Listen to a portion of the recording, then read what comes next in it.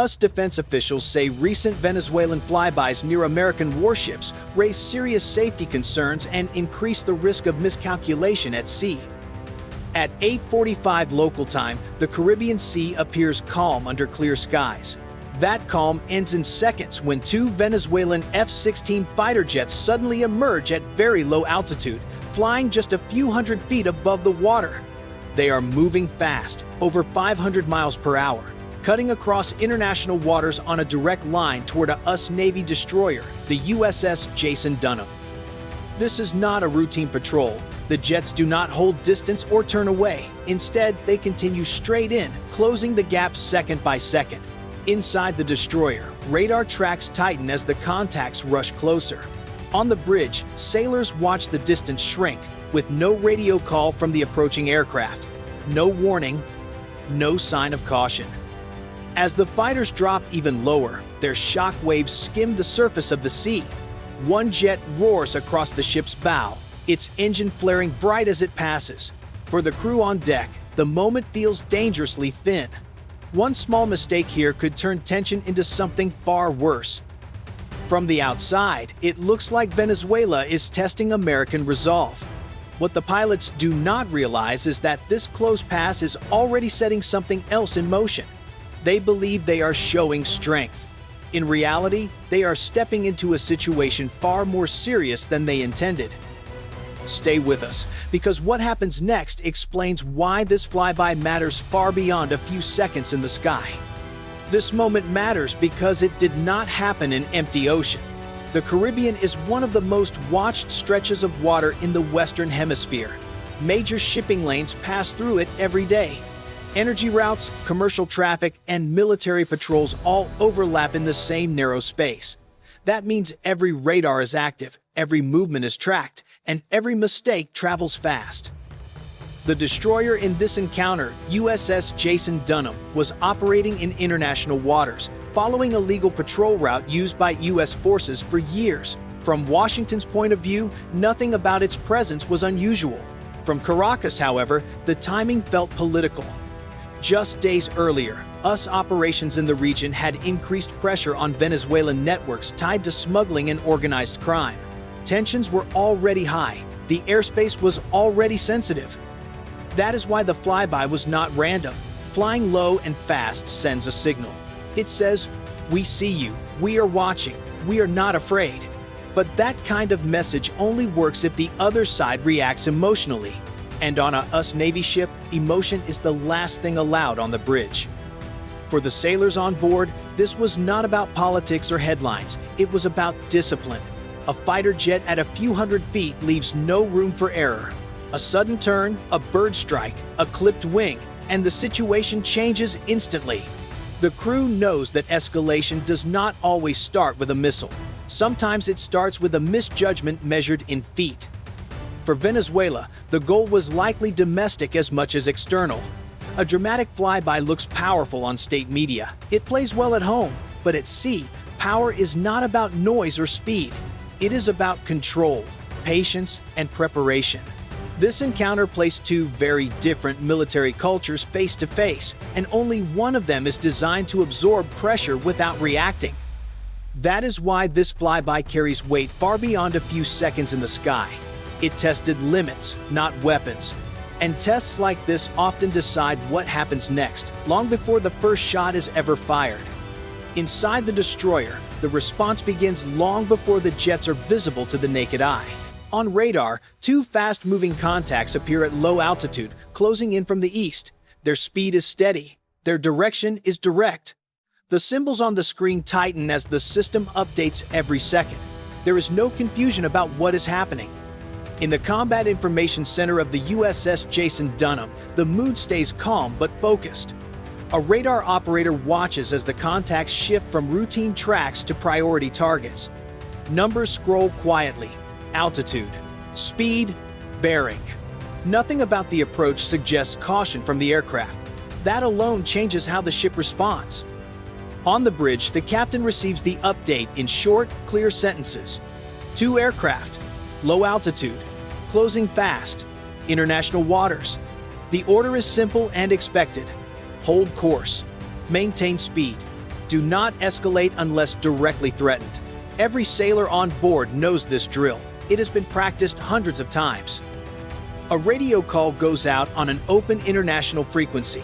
The voice is steady, almost calm to the point of sounding bored. Unidentified aircraft. You are approaching a United States warship operating in international waters. Maintain a safe distance. The message is sent once, then again. There is no reply. Seconds later, the jets are close enough to hear. The sound arrives first, a deep roar rolling across the water. The first F-16 flashes into view, skimming low, its shadow cutting across the deck. The distance is tight, too tight. On the radar screen, the contact line snaps past the ship's position.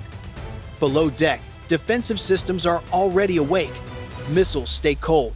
Guns remain still. No one reaches for a trigger. The real action is happening in silence, as sensors record every move the jets make, every radio burst, every radar sweep, every surge of engine heat. For a moment, it looks like Venezuela has forced the issue. Jets flying low, no response from the ship. But this is where perception and reality split. The destroyer does not need to move to respond. It is already responding, just not in a way the pilots can see. Now here's the question this moment raises. Was this a smart show of force or a dangerous gamble that pushed too far? If you think Venezuela was right to challenge the ship, press 1" the comments. If you think the US Navy handled it the right way, press 9. And make sure you're subscribed so you don't miss what happens next. The tension does not fade after the first pass. Instead, it sharpens. Moments after the initial flyby, the radar picture updates again. The two Venezuelan F-16 seconds have not left the area. They are turning back, tightening their pattern, dropping low once more. This is no longer a single warning run. It is a deliberate choice to stay close. Inside the USS Jason Dunham, the atmosphere changes in subtle ways. No one raises their voice, no alarms blare, but posture shifts. Eyes stay locked on screens. The contacts return from a new angle, slightly faster this time. At close range, even a small change in heading matters. A 5-degree turn can be the difference between control and collision. The second approach comes lower. The ocean is almost mirror smooth, making the jets look even closer than they are. One fighter rolls its wings, adjusting position, then punches its engine harder. The afterburner flares bright, reflecting off the water as it streaks past. For a brief moment, there's no sound but the engine and the sea. On deck, sailors brace instinctively. No one moves for cover. Training holds them in place. Below deck, systems continue to track and record without pause. Radar updates stack on radar updates. Radio chatter from the jets spikes, then drops. Heat signatures surge as the aircraft push hard at low altitude. The ship does not change course. It does not slow. It does not blink. From the outside, the scene looks unbalanced. Fast jets, a silent ship. It might appear that Venezuela is dictating the tempo. But in close encounters, noise does not equal control. Every second the jets remain nearby increases the risk on their side, not the ship's. Fatigue builds in the cockpit. Mechanical stress builds in the engines. One mistake at this speed and height would leave no time to recover. This is the point where escalation becomes real, not through weapons, but through persistence. Each pass narrows the margin for error. Each turn raises the stakes. The destroyer's crew understands this. So do the pilots, whether they admit it or not. Press 1 if the ship should have pushed back. Press 9 if holding steady was the right call. Subscribe so you don't miss what happens next. From the cockpit, the Venezuelan pilots believe they are in control. Fast jets, close passes, a US warship that refuses to react. To them, the silence looks like hesitation. But below the surface, the situation is already shifting. Inside the USS Jason Dunham, attention has moved away from intimidation. The focus is now on collection. Every second the F-16 seconds stay close, the ship's sensors learn more. Radar returns sharpen. Radio traffic is captured. Details that would normally blur at long range are now clear and stable. The jets bank again, slightly wider this time, setting up another pass. That small change makes them easier to read. Their radar sweeps briefly across the ship. Short radio bursts flash back toward shore. Those signals do not vanish. They are logged, tagged, and stored in real time. By flying low and pushing their engines hard, the fighters also reveal heat signatures that are impossible to hide. The warm Caribbean air holds those traces long enough for sensors to record engine stress and burn patterns. To the eye, nothing looks different. To analysts, it is valuable information. The crew does not celebrate. They stay quiet and steady. The destroyer keeps its course unchanged. This is the twist. The moment Venezuela thinks it is applying pressure is the moment it gives away its playbook. What looks like a show of strength is becoming an intelligence loss. Press 1 if you think the flybys helped Venezuela. Press 9 if you think they helped us. Subscribe, because the next phase pushes this standoff to the edge. The moment stretches longer than it should. The two F-16 seconds swing wide, then turn back in again, lower than before. The ocean below them stays flat and bright, offering no cover and no margin for error. Their engines push harder, the sound rolling across the water in a deep, steady roar. On the bridge of the USS Jason Dunham, no one speaks unless needed. The captain stands still, eyes fixed forward. The ship does not change course. It does not slow. It moves as if nothing unusual is happening, even as the distance drops to its thinnest point yet. The first jet flashes past the ship's starboard side. For a split second, the shadow cuts across the deck. Sailors feel the pressure in their chests before the sound fades behind them. 3 seconds pass. Then the second jet follows. Even closer, its engine burning hot and bright as it tears through the air. Below deck, screens fill with data. Speed spikes. Heat levels climb. Radio noise flickers, then cuts out. No weapons move. No alarms scream.